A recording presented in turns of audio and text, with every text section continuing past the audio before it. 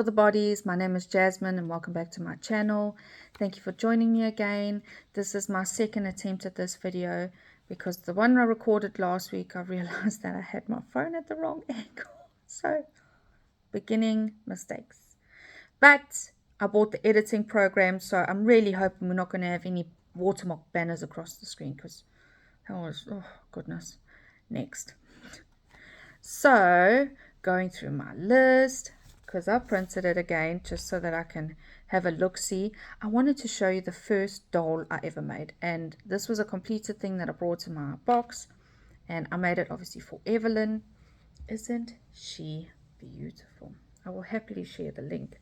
This little girl, although I didn't really like doing these tiny little pieces, she was beautiful. She was such a quick make, and Evelyn loves her. Seeing the look on my kid's face when she pulls out all of these little toys just gives me more oomph. Like, I know I started crocheting for me, but I'll happily crochet more if it means I get that reaction. And it's the special things like this that I love to make, and it's why I think when I make my crochet toys, the amigurumi toys, I always prefer giving them. I have sold previously many. It's why I don't do these special orders, just because I prefer to give a gift, knowing that when I made it, I had the intention of making it for them. But it is what it is. Times change. There will be a point where I'll have so many toys and I'll slowly start selling them off and just replenish my little kitty, and I can buy more yarn. So, all a part of the cycle. She was gorgeous. I can't say that there's anything about this little doll that I don't really like besides the hair that I just found on her. Otherwise, beautiful. Something also was a free pattern we found on Pinterest, and I'm talking years ago. Cassandra actually found the pattern for me because she was crocheting. She taught me how to read a pattern, a crochet pattern, and we found it on Pinterest. She printed it and she says, "You think you could make this?" I did. I made so many of them, people. I made so many, and they flopped. People flocked for these things. I can't even tell you how many of these that I sold. Also, free pattern. I will look for it and will happily share. This was a very quick sew, and they're just gorgeous. You can do whatever you want with them. And one of my crafts for this week, my daughter's current favorite movie, Finding Nemo, Finding Dory, and The Good Dinosaur. So you know there's a dinosaur coming up, and there's so many beautiful patterns. So many. I just need to find one that I like. And hopefully I'm going to find it in my already collection,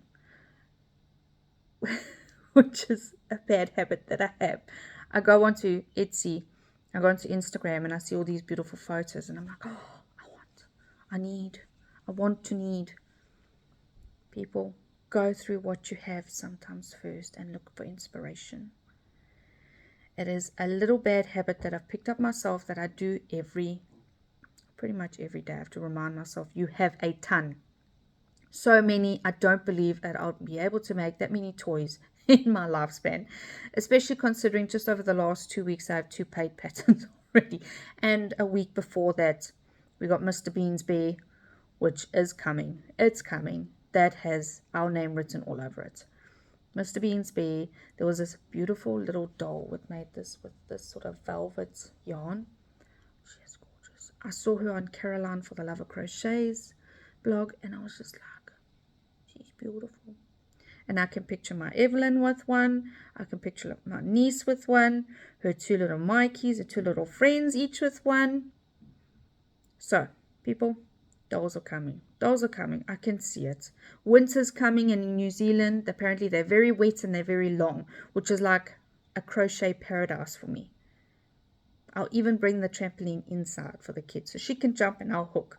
And we'll be sorted. We'll be sorted for winter. But this is because she loves Finding Nemo, Finding Dory, and there's a scene where Marlin and Dory, I'll see if I can find a picture. If not, they race and they hop on the jellyfish heads. She loves it. She thinks it's fantastic. So there's her jellyfish. I'm going to go put it back for her to play with because I've been trying to hide it away in case she shares her chips with it or something before I can record the video. So free pattern, happily share. This is what my little Mary looks like. For those of you who don't know, I started pushing myself last year to do my nativity scene so that I had it ready for Christmas. But it is a big project, and there's so many little pieces, and pushing myself never got me anywhere. It just wasn't happening with that set. I put way too much pressure on making it and completing it. And this year I said I'm going to try and do at least one piece of the nativity scene every month. And that way, by the time Christmas comes, I'll at least have majority of the important characters, and we can set it out for a second year. So this is what Mary looks like so far. I used my favorite 2.5 hook, and this is cotton, hobby cotton, 8.6, which I've taken a liking to. I've got 8.4 as well, which I was gifted in Happy Mail from Copenhagen, but I fancy the 8.6. So the whole nativity scene is going to be made with that cotton, and that's why I'm not using it for all of my other crafts, because I'm specifically keeping it for my nativity scene to keep it all in the same cotton durable. I have showed this a few weeks ago, and it is a gift for my I am becoming an aunt. We didn't know what the baby was previously, but now we do. It is for my niece. So yes, it is grey, but don't you love it? And they're having a safari theme. So we chose right when we chose the elephant. I just chose it because it's my favorite mammal ever. That's it. But the story that goes with it and why it is not completed yet is because in Evelyn's rush to try and grab my glass of Pepsi on the table, she knocked it over onto this. So I had to very, very carefully wash this and the yarn without pulling it out to take the Pepsi out. So this, when it is complete, is going to South Africa for my niece with the story of how her cousin baptized it. Sy het hierdie ding gedoop. She baptized it in Pepsi. So, moving on. This is actually a completed craft that I was gifted, and it is from my friend Cassandra at Craftably Ever After.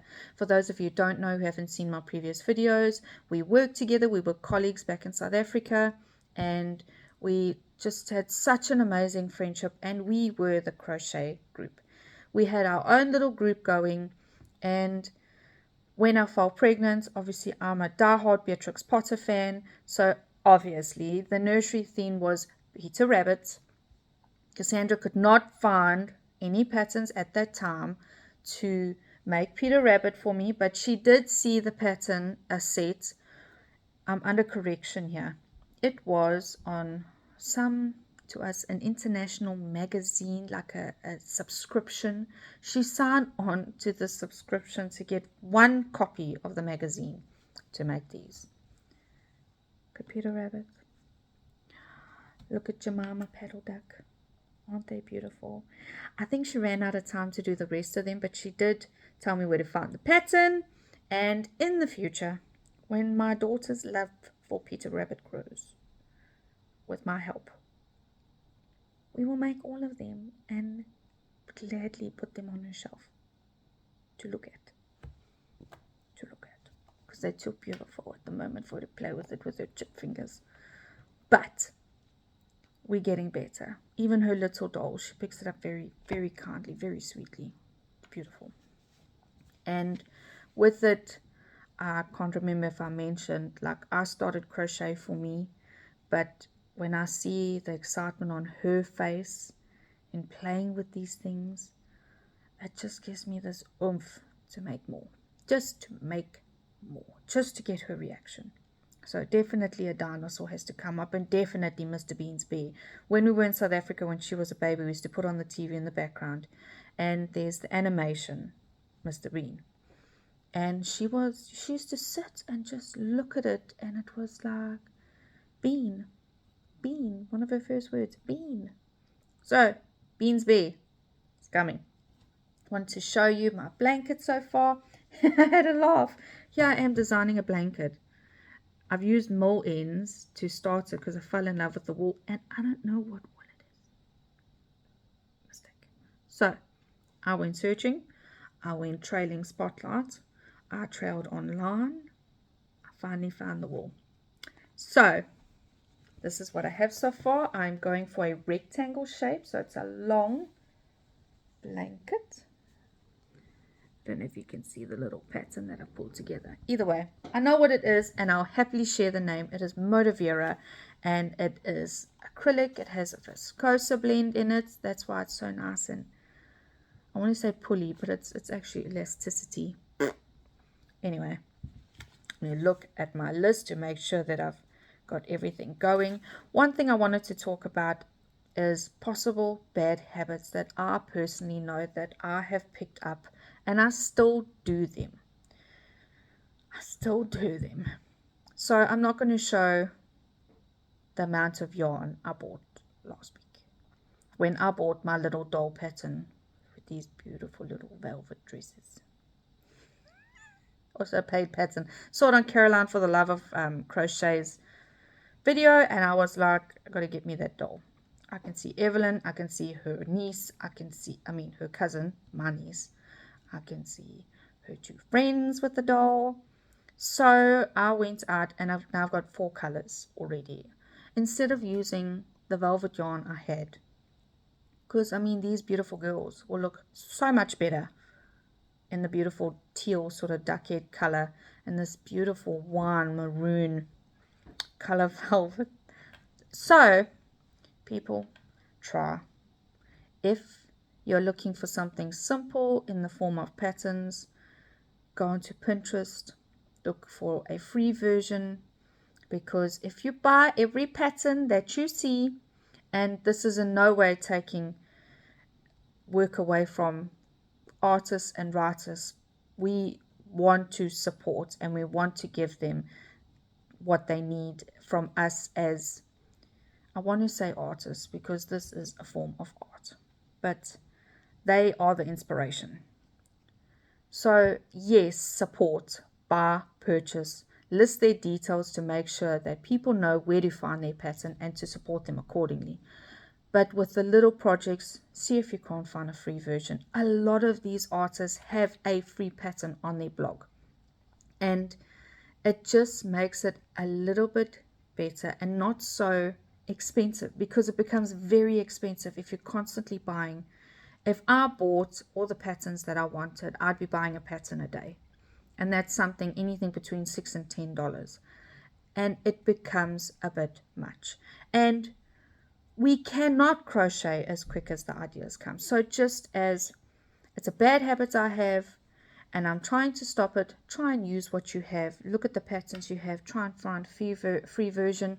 Also with the crafts, try and look at the yarn you have first. And this is a hard one, because whenever I see a sale on Spotlight, it's a different, or hobby email that comes through, and I'm like, that looks beautiful. Don't know what I'd make with you, but I could make something.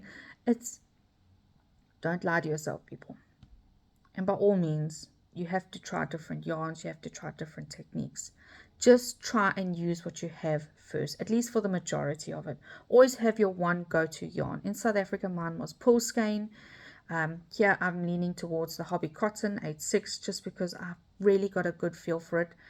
But I'm not placing that order until I at least get halfway through my tub, and at the moment, so we got lots to make.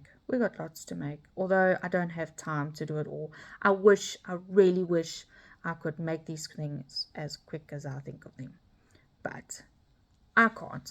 So it is what it is. At the end of the day, just try and enjoy your craft, and the more you make, the more you practice, the better you will get at it. Even if you're a beginner who's just started, the more you practice, the better it will get. The better you will get, the more confident you'll feel to take on bigger patterns. And there's such a beautiful, beautiful community on YouTube with crafters, bloggers, whatever you want to call it. And they are there. We are there for each other, and it's so welcoming. I've just started this, and I started this as a way for me to reach out and share this. It's a passion that you have to share, to learn, to craft, and people are just so welcoming, and it is so encouraging. So I thank you for everybody that watches and who comments. I really do appreciate all the likes, and some of my family members are starting to see these videos. So hello, how are you? Which is a nice change. I was very embarrassed, and also mostly just shy, because your family knows you better and they know when you have your titch or your glitch and you're very nervous. But we're getting there. Slowly, we're going to get there. We're going to rock this eventually. And I actually started another craft. Let me just lean over here. But it is not completed, and I'm not going to show all the components to it because I have accepted a challenge set by Cassandra at Craft BF After and Caroline for the Love of Crochet. And it's the hashtag amigurumi mod. And it's basically taking a crochet toy, and adding different craft components to it to modify it. So it could be sewing, embroidery, cross stitch, which I've recently tried. Anything that is not crochet to add to your little craft. So I am trying to be as proactive as possible. So here's the start of my bunny. No, it is not finished, but isn't this just this little body gives you like this little cocoon feeling? Isn't that cute? So challenge accepted, ladies, and more to follow on that one. Very excited about that one. I will put a photo up. I wanted to show, with the recent flooding and the Cyclone Gabriel that passed through, the older ladies at the Salvation Army have been making toys, knitted toys, and giving it out to any children in the area. I gave one to my daughter's friend, and Evelyn has her one. It is with her on her bed right now, and it's nothing fancy, but let me just say, coming from on the other side of the yarn, how special is that these ladies have taken their time to make toys for those kids. And some of the people obviously lost everything. We did not. But I just wanted to say a thank you to those ladies, because that little teddy that you gave us meant the world to my daughter. And I can only imagine what those toys made, the difference those toys made to other children. So that's everything I have for now, and I'm going to try and keep up on my roll and finish as much as possible and as quick as possible, just so that I can show you and I can share it. And I want to say thank you again, and stay humble and hustle.